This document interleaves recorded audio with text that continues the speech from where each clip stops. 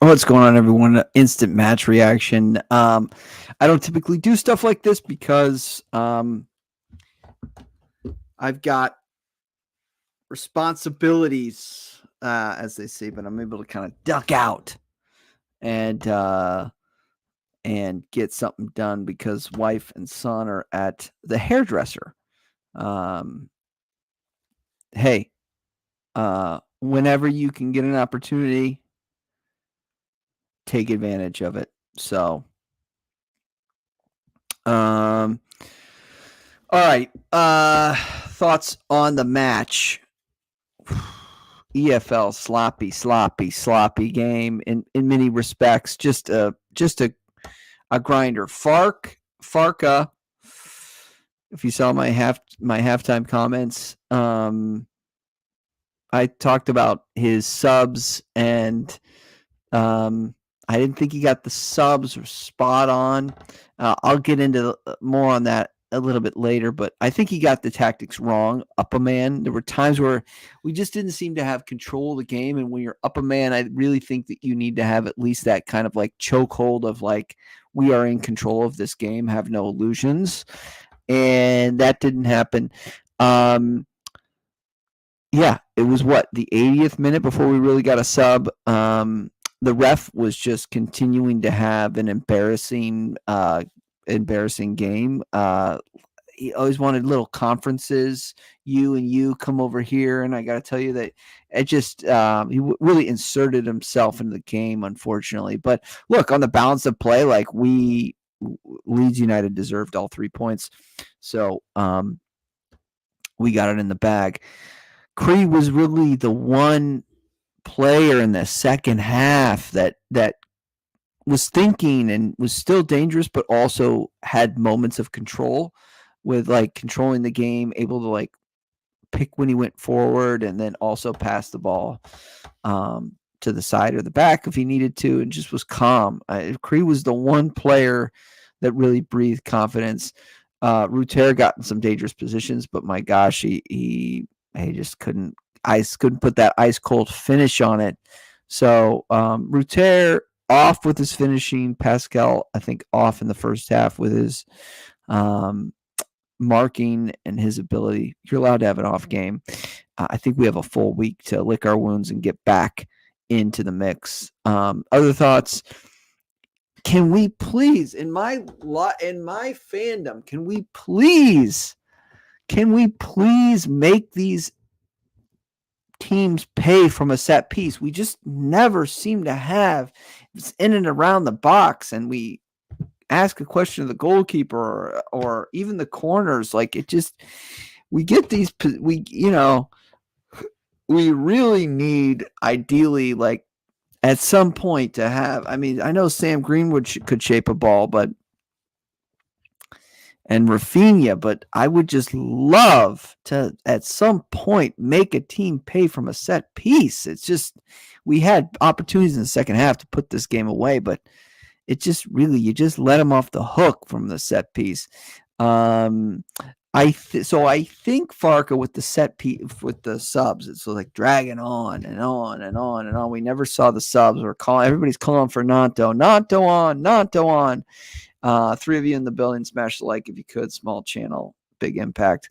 But like you were all going Nanto on, and or make a sub. Like these guys' legs are tired, and I think he's holding on to those subs, knowing that he's going to use subs in stoppage time.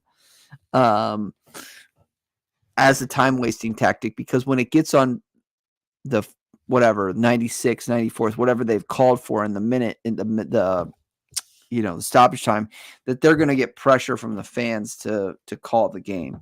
So I think he does use that.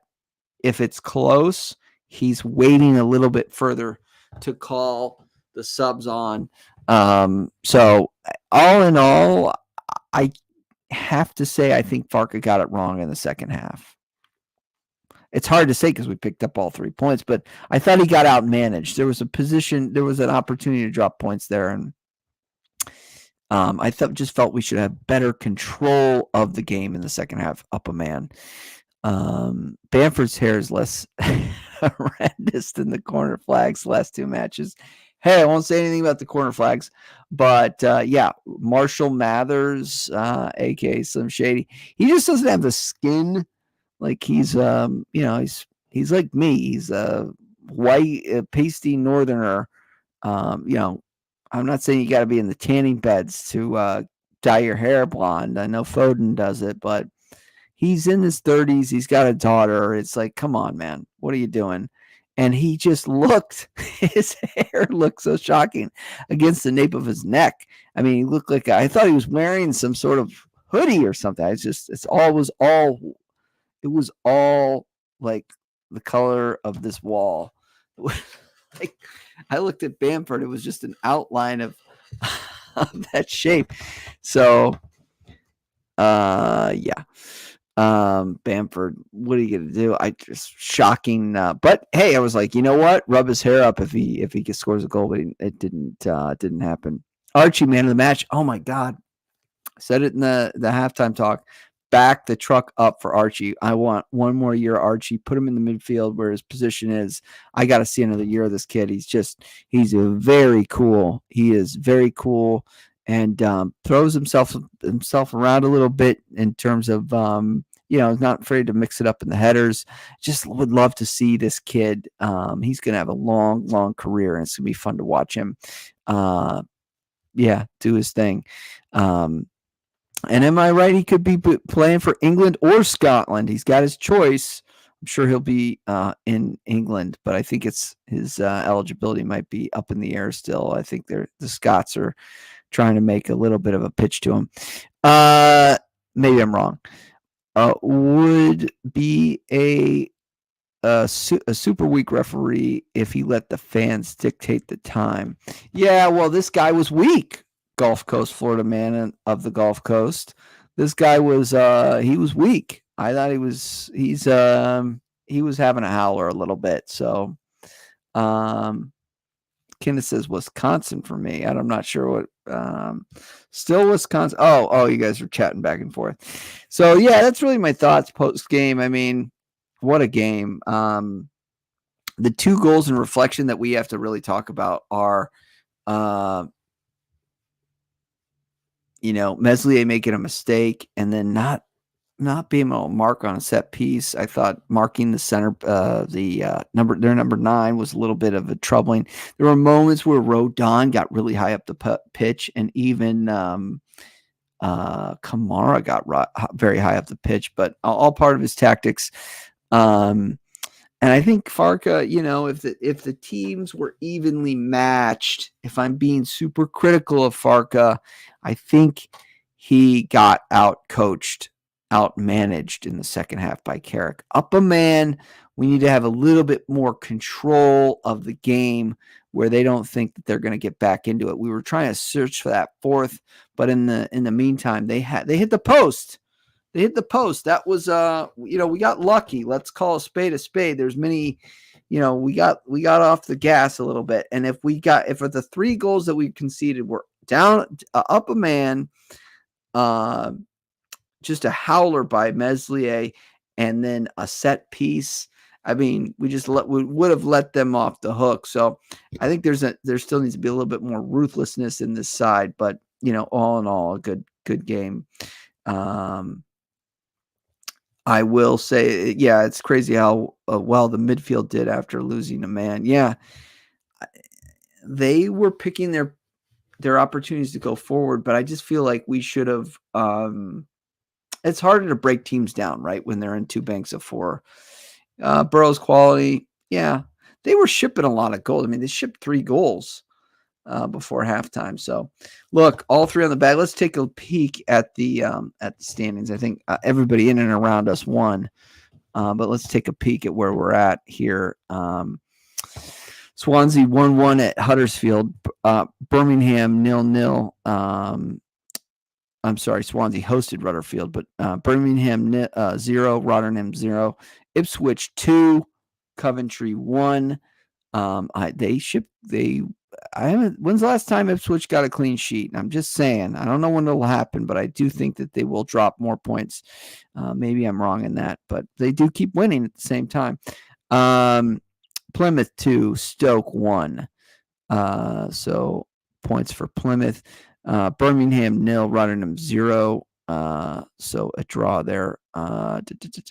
Swansea 1, Huddersfield 1. I mentioned that one. Millwall 1, Sunderland 1, Leeds United 3, Middlesbrough 2, Hull City 1, Watford 2, and Bristol City play Norwich tomorrow.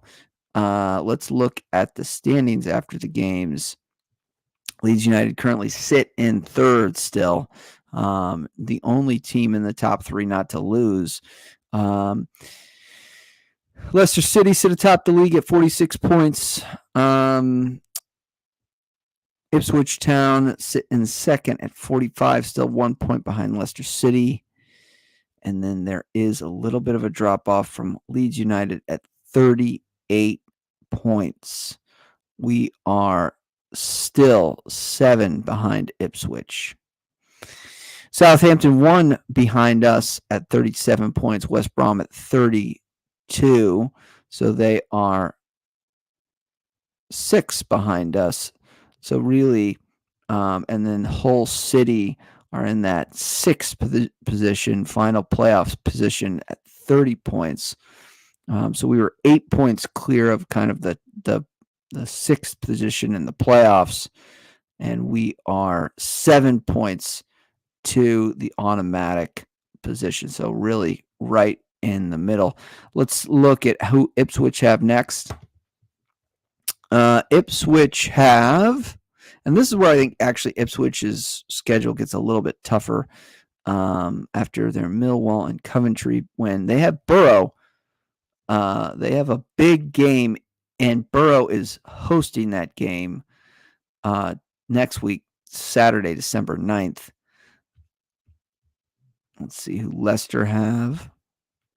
Leicester has Plymouth Argyle hosting Plymouth. Then they have Millwall hosting Millwall. So I do still think out of the 2, Ipswich are the ones that, again, for that December 23rd game, if we can be within 6, it would be a relegation 6-pointer if by my estimation. Don't sleep on Southampton. They are still very well into this.